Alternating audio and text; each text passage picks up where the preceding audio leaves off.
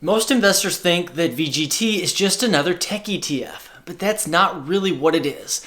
Because while it does focus on technology, the way it's built, the companies it holds, and how it behaves over time is very different from what most people expect.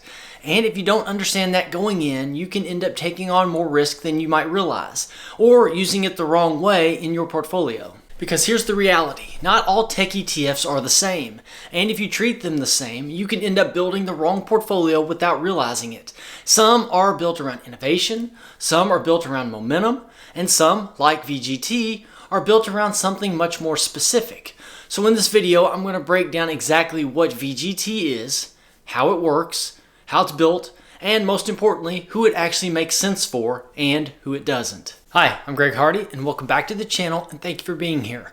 We cover all things personal finance, investing, and building a secure financial future. So if you're serious about taking control of your money and also learning something new every week, make sure to subscribe to the channel and like this video. It really helps the channel out and gets this information to more people who need it. Thank you. VGT is the Vanguard Information Technology ETF, and that tells you something important right away.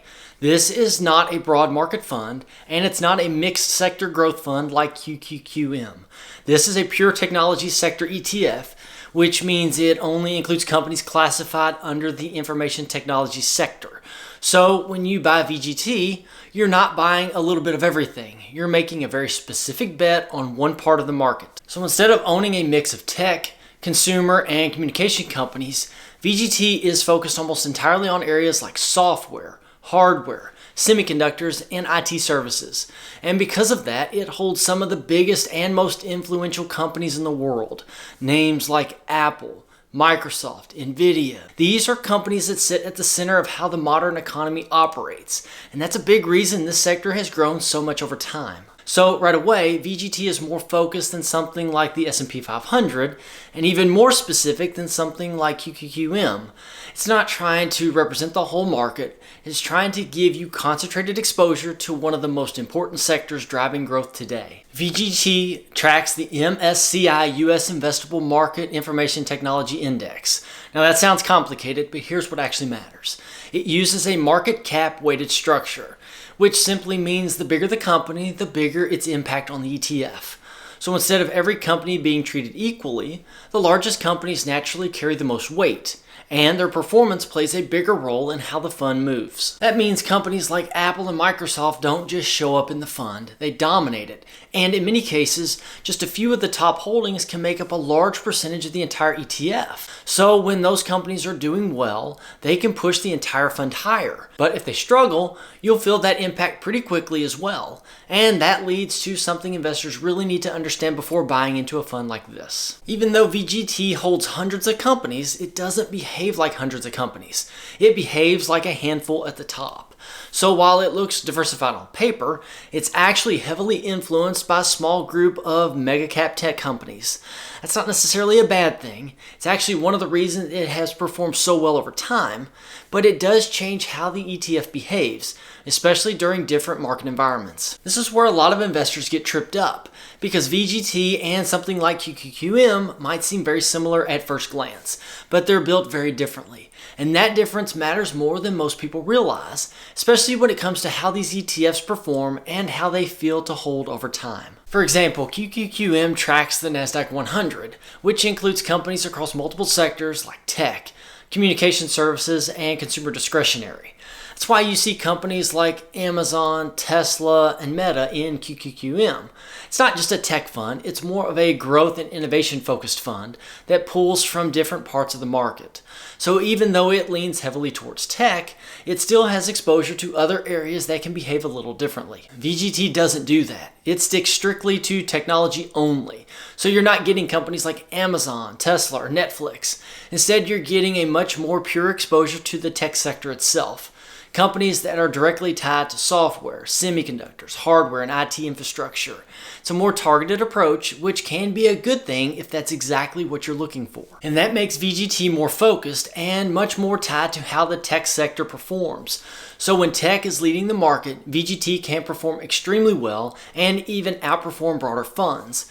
But when tech slows down or falls out of favor, there's really nowhere to hide inside this fund because everything inside it is tied to the same sector. This is probably the most important part of this entire breakdown, and I mentioned it earlier, but it's worth repeating because a lot of investors see a fund with hundreds of holdings and assume that it's well diversified. But with VGT, that's not how it works. The number of holdings can be a little misleading because a large percentage of the ETF is concentrated in just a few companies at the top. In many cases, the top 10 holdings can make up around 50 to 60% or more of the entire fund. So even though you technically own a lot of companies, your results are heavily tied to how a small group performs. When those top companies are doing well, they can drive most of the gains. But if they start to struggle, you'll feel that impact much more than you would in a much broader, more evenly balanced fund. And that's usually the moment investors start questioning whether they made the right decision or not. And that's where the experience of owning something like VGT can feel very different. When those companies are performing well, it can feel great and even outperform the market. But when they hit a rough patch, the swings can be bigger than many investors expect. That's why VGT isn't really designed to be a one-fund portfolio. It's better thought of as a focused bet on the tech sector rather than a fully diversified investment. Over long periods of time, tech has become one of the strongest performing sectors in the market. And because VGT is so focused on that sector, it has benefited from that growth in a big way. When companies like Apple and Microsoft, Nvidia are leading the market, VGT tends to perform very well and can often outperform broader funds like the S&P 500. Over the last decade, VGT produced roughly 24 to 25% annualized returns. But here's what a lot of investors forget. Markets move in cycles. Tech doesn't lead all the time. There are periods where other sectors take over, energy, financials, industrials, and during those stretches, a more balanced fund like the S&P 500 can hold up better or even outperform. That's simply because it has exposure across the entire economy, not just one area of it. And during those times, a concentrated tech ETF like VGT can feel a little different to own. It may lag behind or it may experience larger swings depending on what's happening in the tech space. That doesn't mean it's a bad investment, it just means it behaves differently based on the environment. So the question isn't just, has VGT done well? The better question is, am I comfortable being heavily tied to one sector? Because that's what you're really buying. And understanding that up front makes it much easier to stay consistent with it over the long term. VGT tends to make the most sense for investors who believe in the long-term growth of tech and want focused exposure to that part of the market.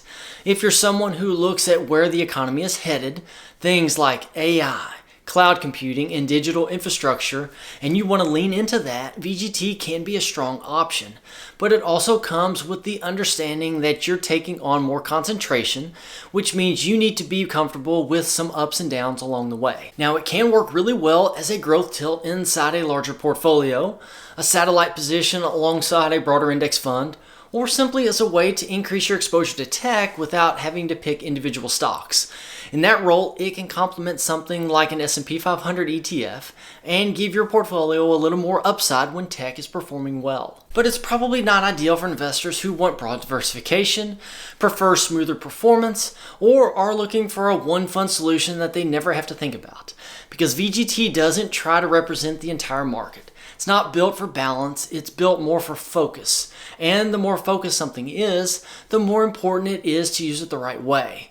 And whether that's a good fit or not really comes down to how you want your portfolio structured. This is where I think a lot of people get it wrong. They try to use VGT as their entire portfolio, when in reality it usually works better alongside something else. Because on its own, it's heavily tied to one sector, which can make your results more dependent on how that one area performs.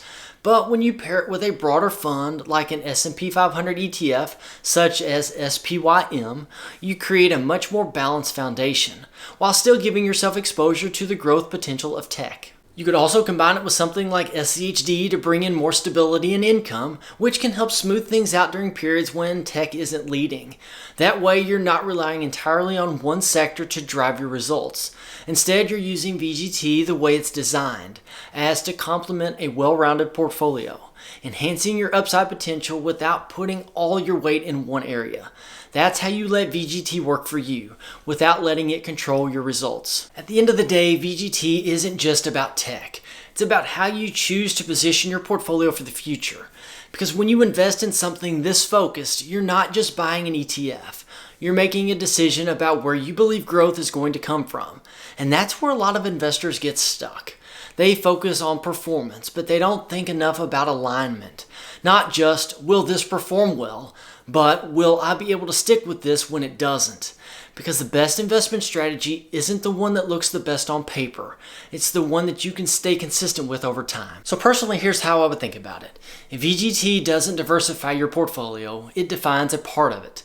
And whether that's a strength or a weakness depends entirely on how you use it. I'd love to hear your take though. Do you see something like VGT as a core holding or more of a supporting piece alongside a broader fund? And if you had to choose, would you rather go all in on tech or spread it out across the entire market? Drop your thoughts below. I read every comment. If you found this video eye-opening, don't keep it to yourself. Share it with someone who you think needs to hear it. And if you want more practical, no-nonsense advice on building wealth and securing your financial future, then check out this video here. And also, please make sure to subscribe. Thank you for watching, and I'll see you in the next one.